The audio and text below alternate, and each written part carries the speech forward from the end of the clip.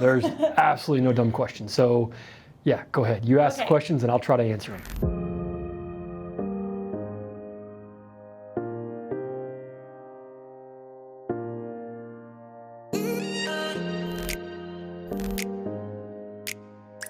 So for one thing, what's something that I can do to like tell my buyers how to be prepared for meeting with you?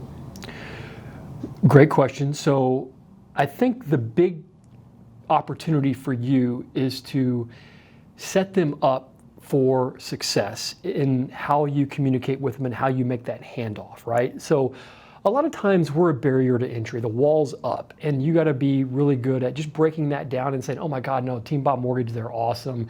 They don't ever judge. They don't look at credit and say, okay, you're not qualified. They've never told anybody no. They just tell them not now and get them on a path to homeownership, because it's really about disarming that and just making them feel good. And that we're just really going to have a conversation with them, right? Most people will go, let's say, have an application. Let's take an application. Is that really a good feel-good word? No. No, because people either go one side or the other, approve or deny. Most people will go to deny. And so they go like, oh, I don't want to have an application taken. So we've removed that word completely from our conversation to just say, hey, you know what? Let's have about a 10 to 15 minute conversation so we can better understand, where you've lived and worked for the last couple of years, your income, assets, and credit. And, at that point, we can move you one step closer to being in a home. Okay. Great. Everybody wants to have a conversation, right? So I think the big part is making them feel good about being able to talk to us, and let them know that, look, yeah, they're going to want to just have a conversation around, where you lived and worked, as far as your income, your assets, your credit, and they're at that point going to be able to give you a good indication of what you're pre-qualified for. Okay. 10 to 15 minute conversation is all it is. Okay. I have some buyers right now that recently moved here from Las Vegas. They've been leasing. They have a baby on the way. Baby's due in November, leases up in February.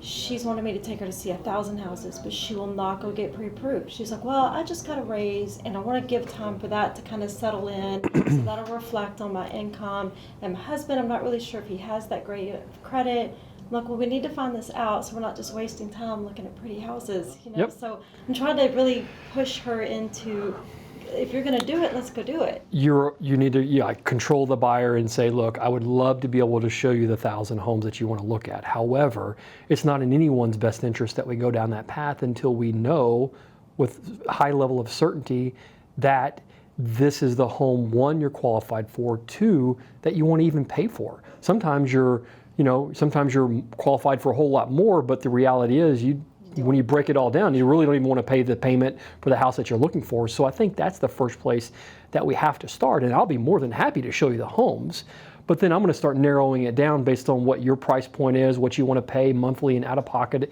And I'm going to be able to tell you, look, there's only, out of the 1,000 homes, there's only 10 that you really should be looking at, or 15 based on how you've answered the questions.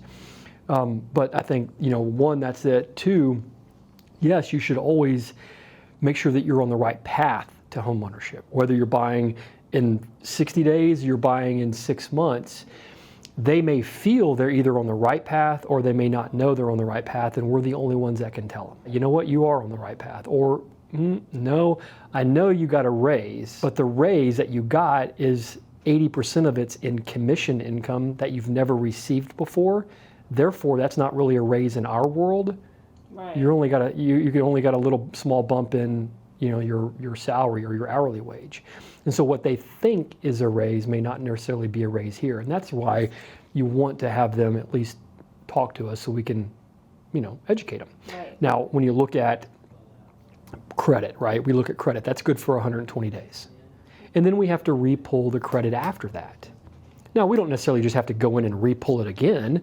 We're just going to call the client and say, or call you and say, hey, Jim and Janice, are you guys looking to execute on a house in the next, 120 days? Or are you guys still just kind of out there, kicking tires? And if they say, oh, no, we're getting pretty close, then we're going to say, okay, we need to go ahead and pull another credit report because you're going to need a pre-approval letter, and we got to make sure the credit's still the same. If they say we're just kicking tires, we're like, okay, hey, no worries, we're still going to keep everything active, but we're not going to pull credit until you at least get in a place where you're ready to pull the trigger on, potentially pulling the trigger on an offer, okay? But 120 days is good for the credit. Now, when it's just like anything, right? When you look at income. Okay, great. Income's good. But every 30 days, we have to re-verify it. Like, are you still at your job? You're still making the same kind of money, right? So, we'll want to get updated pay stubs and all that kind of stuff from them. But if they're like, if we're working with them and it's like September and we've verified it in September and then they're not buying until December, we're not going to go ask them for pay stubs every single month. We may just check in with them, just make sure, hey, anything changed with your income? Everything's still the same? Okay, no worries. So we're not going to ask them to send us anything until we get closer to November, right? And then in November, if they're buying in December, once you go under contract, then we'll ask them to update the pay stubs. Same with bank account statements. Okay. We'll just ping them, hey, everything's still the same approximately. Yeah, everything's great. Okay, perfect. But when you buy in December, then you'll ask us for another pre-approval letter. We're going to want to verify it then again. Okay. Okay. So it's pretty simple. I mean, it's not like they got to keep funneling a bunch of documents to us every single month from now until December or whenever they end up buying. It's just in the very beginning, and then, whenever if it's 6 months out or 8 months out, then when they're ready to pull the trigger again. Okay. Okay. But the key thing is just letting them know, look, you got to be on the path. You got to make sure, we got to validate you're on the right path, because some people think they are and they're not. Some people have no idea. They're like, oh my gosh, we're a long ways away. And then we come back to them and say, absolutely not. We can actually put you on this type of program with this type of down payment assistance, and you can get into the house right now at the same or less than what you're paying in rent, and you don't have to use your money. And they're like, holy crap, I wish we would have done this sooner. That's why you want to have a conversation. Okay. Okay, then I have a family moving from Delaware and in October, and they weren't sure if they should apply for a loan now, wait until I think they're going to lease for a little bit before they actually buy, just so they can kind of get more familiar with the area and Sure. figure out where they want to be. But they don't want to lease for very long, just a few months, so they kind of figure out what to do. Sure. Would it be better to go ahead and apply now, even though their jobs are going to completely change once they move? You're still going to be in the same field. I mean, I'll let you answer that RN. question based on what I said earlier. They can do it now. Absolutely. Okay. All we want to do is make sure they're on the right path. Obviously I can't use their current job if they're relocating, right? If they're really relocating with the same company, then that's different, right? But if they're going to change companies and everything, then I'm going to go off of an assumption. Well, let's see. What's your position and how are you paid today? So if you're going to at least stay in the same profession and get paid the same way, then here's what you would qualify for. Okay. But if you go from this profession getting paid one way to, let's say, a different profession getting paid straight commission, then I'm going to tell you you're not going to be able to buy for 2 years. Oh, okay. Well, I'm glad I talked to you.